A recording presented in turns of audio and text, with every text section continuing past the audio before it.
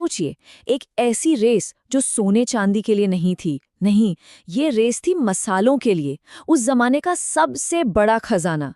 और जानते हैं नाम क्या था? भारत की बेशुमार दौलत। ये एक ऐसी होड़ थी जिसने दुनिया का नक्शा ही बदल डाला। और ये सब शुरू हुआ एक रास्ते के बंद हो जाने से।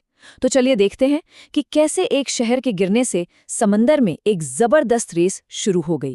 सदियों से पता है, यूरोप और पूरब के बीच ट्रेड की एक लाइफलाइन थी, सिल्क रोड। और ये कोई आम रास्ता नहीं था, बल्कि रेगिस्तान और पहाड़ों से गुजरने वाला एक बहुत ही लंबा और मुश्किल सफर था। यहीं से रेशम, मसाले और नए नए आइडियाज एक दुनिया से दूसरी दुनिया में पहुंचते थे। लेकिन फिर आया साल 1453 और इतिहास ने एक जबरदस्त मोड़ लिया। ऑटोमन एम्पायर ने कॉन्स्टेंटिनोपल शहर पर कब्जा कर लिया। बस इसी के साथ यूरोप और इंडिया के बीच का जो जमीनी रास्ता था वो टूट गया। समझिए कि ट्रेड का मेन हाईवे अचानक बंद हो गया। अब यूरोप के देशों के पास बस एक ही ऑप्शन बचा था, समंदर के रास्ते भारत पहुंचना। और बस यहीं से शुरू हुई दुनिया की सबसे बड़ी समुद्री रेस। सबसे पहले मैदान में कौन उतरा? पुर्तगाली, फिर आए डच, उनके ठीक पीछे पीछे अंग्रेज, फिर डेनमार्क वाले और आखिर में फ्रांसीसी। अगले लगभग 250 सालों तक ये सारी ताकतें भारत के ट्रेड पर कब्जे के लिए आपस में भिड़ती रहीं। तो चलिए सबसे पहले बात करते हैं हम पुर्तगाल की। आखिर वही तो इस रेस के पहले खिलाड़ी थे और उन्होंने ही बाकी दुनिया को भारत तक पहुंचने का रास्ता दिखाया था। ये सब शुरू हुआ 1497 में। वास्को डी गामा पुर्तगाल से निकले और उन्होंने वो कर दिखाया जो पहले किसी ने सोचा भी नहीं था।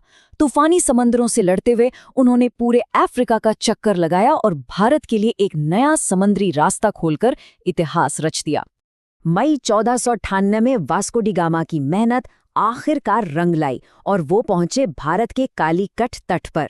लेकिन एक बात साफ थी, वो सिर्फ जमीन खोजने नहीं आए थे, वो तो उन खजानों की तलाश में थे जिसके लिए पूरा यूरोप तरस रहा था, काली मिर्च और दूसरे बेशकीमती मसाले। और इस सफर का नतीजा मतलब होश उड़ाने वाला था। वास्को डी गामा ने अपनी पहली यात्रा की लागत से 60 गुना, जी हाँ 60 गुना ज्यादा का मुनाफा कमाया। ये सिर्फ ट्रेड नहीं था, ये तो जैकपॉट था। बस इसी एक खबर ने पूरे यूरोप में भारत पहुंचने की आग को और हवा दे दी। अब इतनी जबरदस्त कामयाबी के बाद पुर्तगाली सिर्फ खोजबीन करने नहीं रुके। नहीं, उन्होंने एक सोची समझी स्ट्रैटेजी के तहत भारत के पश्चिमी तट पर अपनी जड़ें जमानी शुरू कर दी। कोचीन, गोवा और दीव जैसी जगहों पर उन्होंने मजबूत किले बनाए और ट्रेड पर अपना दबदबा कायम कर लिया। देखिए, पुर्तगाली सिर्फ ट्रेड नहीं करना चाहते थे, वो ट्रेड को कंट्रोल करना चाहते थे। और इसके लिए उन्होंने एक सिस्टम शुरू किया, कार्टा सिस्टम। ये एक तरह का समंदरी परमिट था। मतलब अगर किसी और देश के जहाज को इंडियन ओशन में ट्रेड करना है तो उसे पुर्तगालियों को टैक्स देना पड़ेगा। ये उनकी मोनोपोली को बनाए रखने का एक बहुत ही एग्रेसिव तरीका। लेकिन पुर्तगाल की ये बादशाहत ज्यादा दिन चलने वाली नहीं थी। उनकी कामयाबी देखकर यूरोप की बाकी ताकतें भी भारत की दौलत की तरफ खिंची चली आ रही थीं। अब इस रेस में नए और मजबूत खिलाड़ी एंट्री करने वाले थे। पुर्तगालियों के बाद डच और अंग्रेजों ने भी भारत में दस्तक दी। पश्चिम में सूरत से लेकर पूरब में मसूलीपट्टनम और बंगाल तक अब नए खिलाड़ी मैदान में उतर चुके थे और जाहिर है मुकाबला अब और भी कड़ा होने वाला था। अब इन दोनों नए खिलाड़ियों डच और अंग्रेजों की स्ट्रैटेजी बिल्कुल अलग थी। डचों की असली दिलचस्पी थी इंडोनेशिया के मसाला द्वीपों में। उनके लिए इंडिया बस एक पड़ाव था जहां से वो मसालों के बदले देने के लिए कपड़ा खरीदते थे। दूसरी तरफ अंग्रेजों को मसाला द्वीपों में डचों से मिली कड़ी टक्कर तो उन्होंने अपना पूरा फोकस भारत पर लगा दिया। उनके लिए असली प्राइस तो इंडिया ही था। और ये जो राइवलरी थी ये जल्द ही ट्रेड से बढ़कर जंग के मैदान तक पहुंच गई। 1759 में बंगाल में हुई बेदरा की लड़ाई एक टर्निंग पॉइंट साबित हुई।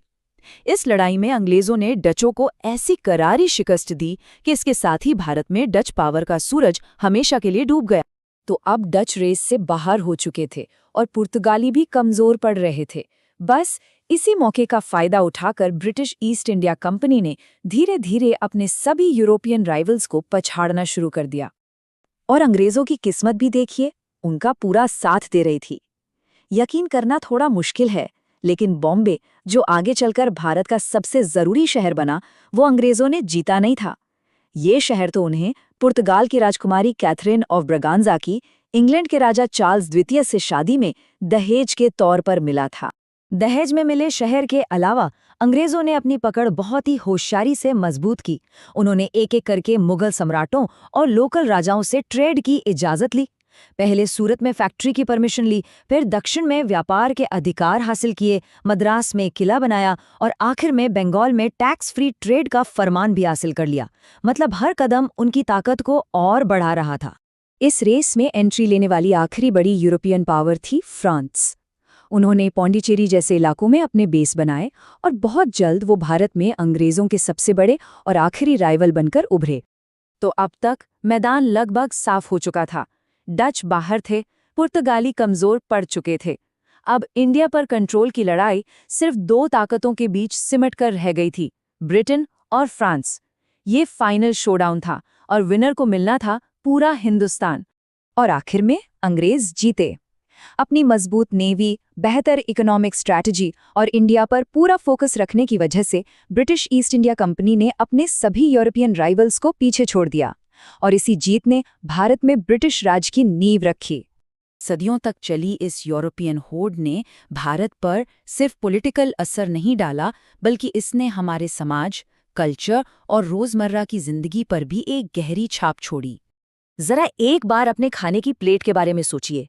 आलू का समोसा, टमाटर की चटनी और खाने में वो तीखापन लाने वाली मिर्च, इनके बिना इंडियन खाने की कल्पना करना भी मुश्किल है ना? पर मजे की बात यह है कि ये सारी चीजें पुर्तगाली ही अमेरिका से भारत लेकर आए थे। मतलब मसालों की तलाश में शुरू हुई इस दौड़ ने हमेशा के लिए हमारी रसोई का नक्शा ही बदल दिया। लेकिन ये सिर्फ चीजों का लेन देन नहीं था। इन जहाजों पर सवार होकर भारत में नई टेक्नोलॉजी, नए आइडियाज और नए धर्म भी आए। आपको पता है, भारत की पहली प्रिंटिंग प्रेस पुर्तगालियों ने ही गोवा में लगाई थी। ईसाई मिशनरियों ने अपना काम शुरू किया और वेस्टर्न एजुकेशन की नींव भी इसी दौर में रखी गई। ये सिर्फ कुछ दशकों की कहानी नहीं थी। सोचकर देखिए, पुर्तगाली भारत में आने वाले पहले यूरोपियन थे और 1961 में जाने वाले आखिरी भी। लगभग 450 साल। ये एक बहुत ही लंबा समय है जिसका असर आज भी महसूस किया जा सकता है। लगभग 500 साल पहले शुरू हुई इस रेस ने सिर्फ भारत ही नहीं बल्कि पूरी दुनिया का भविष्य तय कर दिया। और ये हमें एक बहुत बड़े सवाल के साथ छोड़ जाती है। सोचिए, अगर भारत के लिए ये महान दौड़ अंग्रेजों की जगह किसी और पावर जैसे फ्रांसीसी या डच ने जीती होती, तो आज हमारी दुनिया का नक्शा कैसा होता।